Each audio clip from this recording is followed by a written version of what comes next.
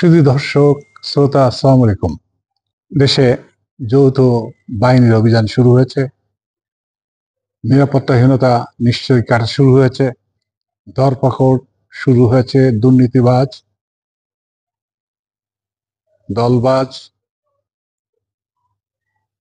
আইন ভঙ্গকারীদের পাকড়াও করা শুরু হয়েছে। মানুষের মনে স্বস্তি আসা শুরু হয়েছে। দর্শক, একটা কথা বর্তমানে সবাই জানতে চায়। আইজিপি দুজনকে গ্রেপ্তার করা হয়েছে, রিমান্ডে নেওয়া হয়েছে। সেনাবাহিনী জেনারেল যারা বড় বড় পদে ছিল, গোয়েন্দা সংস্থার শীর্ষে ছিল, তাদের অনেকের ব্যাংক অ্যাকাউন্ট জব্দ করা হয়েছে, আত্মীয় স্বজনের ব্যাংক অ্যাকাউন্ট জব্দ করা হয়েছে। অনেকের সম্পর্কে খোঁজ খবর নেওয়া হচ্ছে। শুধু শীর্ষ তাদের নয়, বিগত 15-16 বছরে যে সকল অফিসাররা গুরুত্বপূর্ণ পদে ছিল, তাদের বাড়ির সামনে যে দাঁড়ালে বাড়ির চাকচিক্য, অনিন্দময় সৌন্দর্য দেখলেই বোঝা যায় যে কত অবৈধ টাকা সমাবেশ পকেটে থাকলে এই ধরনের একটা বাড়ি সাজানো যায়। সরকারি চাকরিজীবীদের এত টাকা কোথা থেকে আসে যদি তার অবৈধ আয় রোজগার না থাকে? সুতরাং প্রত্যেকটা অফিসার, সেনাবাহিনীর প্রথমে যে সততা ছিল সেটা প্রশ্নবিদ্ধ হয়েছে। মুষ্টিমেয় কয়েকজন সুযোগ সুবিধা নিয়েছে, তার জন্য গোটা সেনাবাহিনী দায় দায়িত্ব নিতে পারে না। সুতরাং এদের প্রত্যেকের বিরুদ্ধে তদন্ত হতে হবে, তাদের গ্রেপ্তার করতে হবে, তাদের আয় রোজগারের সোর্স গুলা দেখতে হবে, হিসাব জব্দ করতে হবে যাতে টাকা সরিয়ে না নিতে পারে। দুর্নীতি সম্পর্কে অনেকে বলছে যে তদন্ত করতে সময় লাগবে। তদন্ত করতে সময় লাগবে না। আমাদের টিআইবির কাছে অনেক তথ্য রয়েছে যে কারা কারা দুর্নীতির সাথে জড়িত, কি কি দুর্নীতি করেছে। এই দুর্নীতি এবং পাচার করার অর্থটা দেশে আসলে দেশের মানুষ অনেক স্বস্তি থাকবে।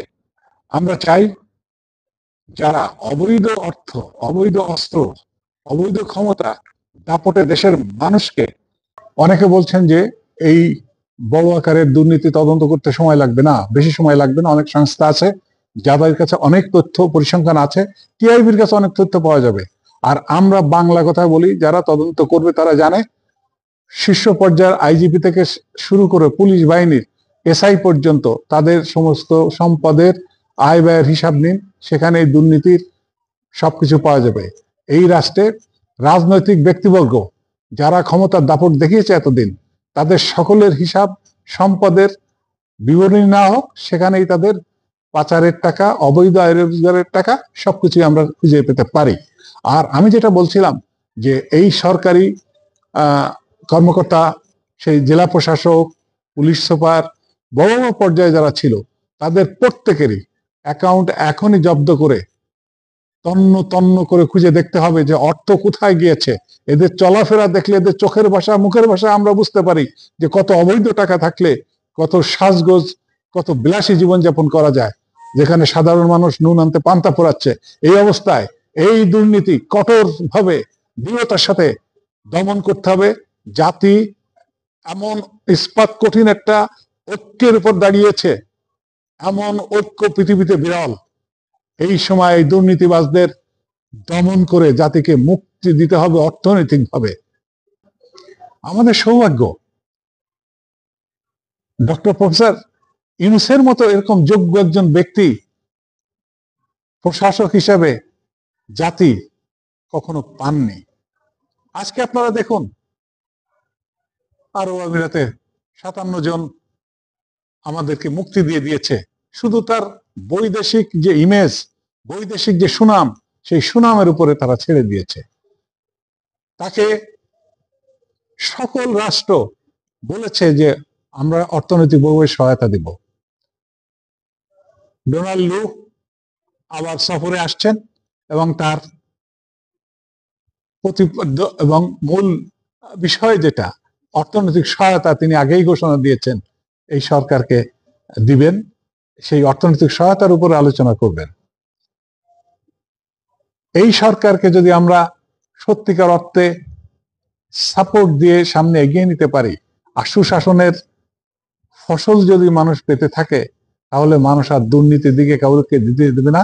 যারা বাইরে যাবে, গ্রামারের বাইরে, রাষ্ট্র পরিচালনার বাইরে, তাদেরকে দেশের মানুষ সঠিক পথে আসতে বাধ্য করবে। আমাদের দেশের নীতিতে অনেক পরিবর্তন আসার প্রয়োজন। সময়ের সঙ্গে পরিবেশ পরিস্থিতির সাথে বিশ্ব পরিমণ্ডলের পরিবেশের জন্য প্রতিটি দেশেই তাদের পররাষ্ট্র নীতি পরিবর্তন করে থাকে। যেমন আমাদের পূর্বে সরকার, মুখে আমরা বলি যে সবার সাথে বন্ধুত্ব, কারোর সাথে বৈরিতা নয়, কিন্তু বাস্তবে দেখি এক ভারত প্রীতি আর ভারত বন্ধুত্ব ছাড়া আর অন্য কোনো বন্ধুত্ব দেখাতে পারে নাই। আমাদের এখনই নতুন নতুন বন্ধু, নতুন নতুন দেশের কল্যাণ কামনা করে এমন রাষ্ট্রের সঙ্গে আমাদের বন্ধুত্ব করতে হবে। আমাদের সকলেই মনে রাখতে হবে, নিজ নিজ জায়গা থেকে আমাদের দায়িত্ব পালন করতে হবে। ছাত্র জনতার রক্তের বিনিময়ে, অসীম ত্যাগ এবং সাহসের বিনিময়ে আমরা রাহুমুক্ত হয়েছি। এই সরকারকে কোনোভাবেই বিফল হতে দেওয়া যাবে না। ডক্টর ইউনূসের সরকার মানে দেশের প্রতিটি নাগরিকের সরকার। দেশের প্রতি নাগরিক মনে করতে পেরেছে যে এই নাগরিকরা এই দেশের মালিক, সুতরাং দেশের মালিক হিসেবে আমাদের সবার দায়িত্ব এই সরকারকে পূর্ণ সমর্থন দিয়ে সফলতার সুফল আনার।